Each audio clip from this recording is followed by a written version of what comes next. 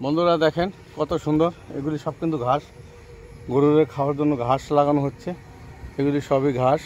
দেখছেন কত সুন্দর একটা প্রকৃত, কত সুন্দর একটি দৃশ্য। যারা আমার ভিডিও দেখছেন এখনও সাবস্ক্রাইব করেন নাই, অতি বিলম্বে আমার ভিডিওটাকে সাবস্ক্রাইব করে এবং বেল আইকন বাটনটাকে অন করে দিন। আর আপনারা একটা কমেন্ট করে দেবেন যাতে আপনাদেরকে আমি লাইক কমেন্ট সাপোর্ট করতে পারি, শেয়ার কপিলিং করে দিতে পারি ইনশাআল্লাহ। তো বন্ধুরা দেখেন কত সুন্দর দৃশ্য। গ্রামে না আসলে, না দেখলে বোঝা যায় না।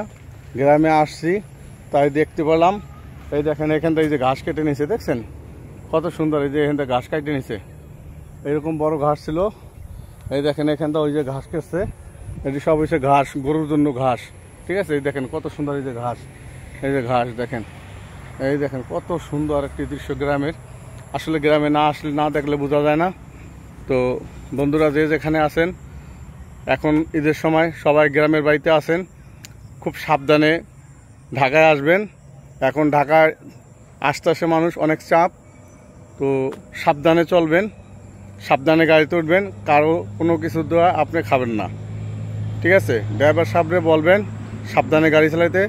যত গতি তত ক্ষতি, যত গতি তত ক্ষতি, যাতে সাবধানে গাড়ি চালায়। একটি ড্রাইভারের হাতে 52 জন যাত্রীর প্রাণ। তো ভাই ড্রাইভারে কাউ ডিস্টার্ব করবেন না, আর ড্রাইভারে ভদ্রভাবে ড্রাইভার সাহেব বলবেন।